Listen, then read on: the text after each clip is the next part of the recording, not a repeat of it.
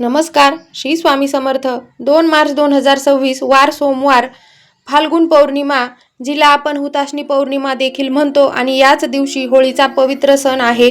या वर्षी फाल्गुन पौर्णिमा ही सोमवारी संध्याकाळी 5:55 सुरू होणार आहे आणि दुसऱ्याच दिवशी म्हणजे धुलिवंदनच्या दिवशी खग्रास चंद्रग्रहण आलेलं आहे. आणि म्हणून सर्वांना पडलेला एकच प्रश्न की यावर्षी होळी नेमकी किती वाजता पेटवायची, सत्यनारायणाची पूजा केव्हा करायची आणि कोणत्या महिलांनी होळी पेटताना पाहू नये, या सर्व प्रश्नांची माहिती आपण या व्हिडिओमध्ये पाहणार आहोत. आणि म्हणून माहिती कुठेही स्किप करू नका. माहिती आवडल्यास चॅनलला सबस्क्राईब करा आणि व्हिडिओ तुमच्या मित्रपरिवारासोबत शेअर करा. 2 मार्च 2026 वार सोमवारी होलिका प्रदीपन आहे किंवा हुताशनी पौर्णिमा आहे.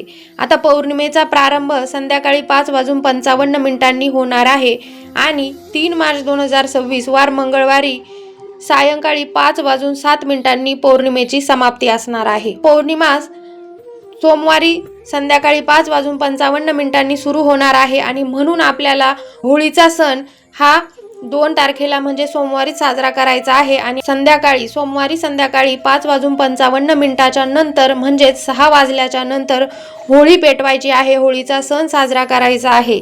आता होळी का पेटवली जाते तर बघा, होळीचा सण म्हणजे वाईट शक्तींवर चांगल्या शक्तींचा विजय असतो. बघा, धुंडी राक्षसीच्या पीडांच्या परिहारार्थ आपण होळी पेटवत असतो. हिरण्यकश्यप राक्षसाचा मुलगा भक्त प्रल्हाद याला मारण्यासाठी धुंडी राक्षसी म्हणजेच भक्त प्रल्हादाची आत्या हिनं भक्त प्रल्हादाला आपल्या मांडीवर घेऊन जळत्या किंवा पेटत्या आगीमध्ये बसली होती. तिला असं वरदान मिळालं होतं की ती आगीने जळणार नाही किंवा आग तिला काहीच करू शकणार नाही. परंतु भक्त प्रल्हादाची भक्ती एवढी श्रेष्ठ होती की त्या जळत्या आगीने भक्त प्रल्हादाला काहीही झालं नाही. परंतु जी धुंडी राक्षसी होती तिचा मात्र या आगीमध्ये जळून सर्वनाश झाला किंवा तिची राख झाली. म्हणून आपण फाल्गुन पौर्णिमेला होळी पेटवत असतो. आता होळी पेटवण्यासाठी आपण आपल्या घरासमोर होळी पेटवू शकतो किंवा एखाद्या मंदिराजवळ किंवा सार्वजनिक ठिकाणी सुद्धा होळी पेटवली जाते. आता होळी पेटवण्याची जागा स्वच्छ धुवून घ्यायची आहे, शेणाने सारवून घ्यायची आहे आणि मग आपल्याला त्या जागेवर होळीसाठी आवश्यक असणारे साहित्य ठेवायचं आहे. आता होळी पेटवण्यासाठी आपल्याला गोवऱ्या लागतात, ऊस लागत असतो, एरंडाचं झाड जे असतं त्याच्या फांट्या लागत असतात किंवा जे बाजरीचे ताट असतात ते सुद्धा आपल्याला होळी पेटवण्यासाठी लागत असतात. आणि म्हणून जे जे आपल्याला साहित्य होळी पेटवण्यासाठी लागतात, जे लाकडं लागतात ते आपल्याला आणून एकावर एक रचून ठेवायचे आहे आणि एखाद्या जाणकार व्यक्तीच्या हातून आपल्याला होळीची पूजा करून घ्यायची आहे. बघा, काही ठिकाणी होळीची पूजा ही होळी पेटवण्याच्या आधी करतात, काही ठिकाणी होळी पेटवल्यानंतर पूजा केली जाते.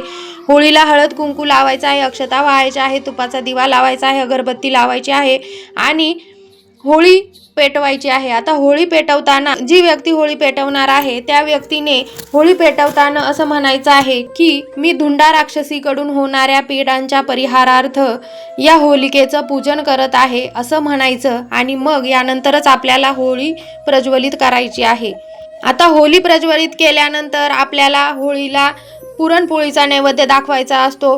अनेक ठिकाणी पेटत्या होळीमध्ये पुरणाची पोळी टाकली जाते. बऱ्याच ठिकाणी होळीमध्ये नारळ टाकण्याची प्रथा आहे. बघा, नारळ हे अतिशय पवित्र मानलं जातं. प्रत्येक पूजेमध्ये नारळाचा समावेश असतो आणि म्हणून पेटत्या होळीमध्ये नारळ टाकणं हे अतिशय शुभ मानलं जातं आणि म्हणूनच आपल्याला होळीच्या दिवशी होळीमध्ये पुरणाची पोळी आणि नारळ टाकायचं आहे. अनेक ठिकाणी होळीमध्ये खोबऱ्याची वाटी देखील टाकली जाते. होळीमध्ये या वस्तू अर्पण करायच्या आहे. आता होळीचं दर्शन घेताना आपल्याला होळीला 3 प्रदक्षिणा मारायच्या आहे आणि 3 प्रदक्षिणा मारून झाल्यानंतर आपल्याला होळीची जी राख आहे ती आपल्या कपाळाला लावायची आहे. आता ही राख पुरुषांनी कपाळाला लावायची आहे आणि महिलांनी आपल्या गळ्याला होळीची राख लावायची आहे. होळीच्या प्रदक्षिणा करत असताना आपल्याला आपल्या कुटुंबासाठी, आपल्या मुलांसाठी सुखी आरोग्य किंवा दीर्घ आयुष्याची प्रार्थना करायची आहे आणि आपल्या ज्या काही आर्थिक समस्या असतील त्या सुद्धा दूर होण्यासाठी आपल्याला होळीकडं प्रार्थना करायची आहे. तर अशा प्रकारे आपल्याला होळीला 3 प्रदक्षिणा मारून होळीमध्ये नारळ आणि पुरणपोळी अर्पण करायची आहे. सर्वांनाच पडलेला प्रश्न म्हणजे होळीच्या दुसऱ्या दिवशी धुलिवंदनच्या दिवशी खग्रास चंद्रग्रहण आहे आणि मग आता आपण जी सत्यनारायणाची पूजा करत असतो ती केव्हा करायची आहे? खग्रास चंद्रग्रहण 3 तारखेला आहे आणि म्हणून या चंद्रग्रहणाचे वेध हे सकाळी 6:20 म्हणजे सूर्योदयापासूनच सुरू होणार आहे आणि संध्याकाळी 6:48 चंद्रग्रहण असणार आहे आणि म्हणून आपल्याला दुसऱ्या दिवशी सत्यनारायणाची पूजा करणं शक्य होणार नाही आणि म्हणून आपण होळीच्या दिवशीच संध्याकाळी 5:55 नंतर आपल्याला सत्यनारायणाची पूजा करायची आहे. म्हणजे सोमवारी 2 मार्चला होळीच्या दिवशी संध्याकाळी आपल्याला 6 वाजल्यानंतर सत्यनारायणाची पूजा करायची आहे. आता बऱ्याच घरांमध्ये होळीच्या दुसऱ्या दिवशी म्हणजे धुलीवंदनला उपवास करू जेवू घातला जातो. तर आता यावर्षी 3 तारखेला म्हणजे धुलीवंदनच्या दिवशी म्हणजेच 3 तारखेला चंद्रग्रहण आलेलं आहे आणि चंद्रग्रहण हे सकाळी 6:20 ते संध्याकाळी 6:48 असणार आहे आणि मग चंद्रग्रहणाच्या काळामध्ये आपल्याला कोणतंही शुभ कार्य करायचं नसतं किंवा देवपूजा देखील करायची नसते. मग उपवास करू केव्हा जेवू घालायचा? तर बघा, तुम्ही संध्याकाळी चंद्रग्रहण संपल्यानंतर म्हणजेच 3 मार्चला मंगळवारी संध्याकाळी 6:48 नंतर उपवास करू जेवू घालायचा आहे. तुम्ही दिवसभरात उपवास करू जेवू घालायचा नाही. संध्याकाळी 6:48 नंतर उपवास करू जेवू घाला. आता आणखी एक महत्त्वाची गोष्ट म्हणजे कोणत्या महिलांनी होळी पेटताना पाहू नये? तर बघा, ज्या महिला गर्भवती आहे त्यांनी होळी पेटताना पाहू नये. त्याचबरोबर ज्या आजारी व्यक्ती असतील त्यांनी सुद्धा होळी पेटताना पाहू नये आणि ज्या महिलांचं नवीन लग्न झालं आहे, नवविवाहित महिला असतील, अशा महिलांनी होळी पेटताना पाहू नये. कारण होळी म्हणजे धुंडी राक्षसीचा एक प्रकारचा विनाश होता. होळी म्हणजे पेटत्या व्यक्तीचं प्रतीक असतं. त्या होळीमध्ये धुंडी नावाची राक्षसी जळत असते आणि म्हणून ही एक वाईट प्रवृत्ती आहे किंवा वाईट गोष्ट आहे आणि ती जर गर्भवती महिलांनी पाहिली किंवा नवविवाहित महिलांनी पाहिली किंवा आजारी व्यक्तींनी पाहिली तर त्याचा त्यांच्या आरोग्यावर वाईट परिणाम होऊ शकतो. किंवा बघा, होळीच्या वेळेस अनेक तांत्रिक क्रिया सुद्धा केल्या जातात. होळी पेटवणं नवविवाहित महिलांनी किंवा गर्भवती महिलांनी किंवा आजारी व्यक्तींनी बघू नये आणि शक्यतो होळीच्या दिवशी आपल्याला आपल्या घरातच थांबायचं आहे.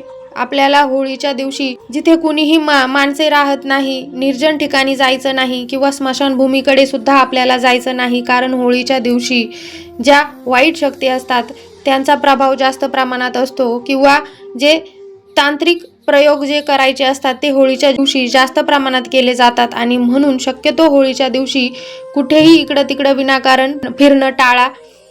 तर अशा प्रकारे आपल्याला होळीच्या संबंधी जे काही नियम आहे त्यांचं पालन करायचं आहे. आणि होळीच्या दुसऱ्या दिवशी चंद्रग्रहण असल्याने आपल्याला चंद्रग्रहणाशी संबंधित देखील काही नियमांचं पालन करायचं आहे, विशेषतः गर्भवती महिलांना. यासाठीचा इन डिटेल व्हिडिओ चॅनलवर अपलोड केला आहे, नक्की पहा. माहिती आवडल्यास चॅनलला सबस्क्राईब करा आणि हा व्हिडिओ तुमच्या मित्रपरिवारासोबत शेअर करा. पुन्हा भेटू नवीन माहितीसोबत. तोपर्यंत धन्यवाद. श्री स्वामी समर्थ.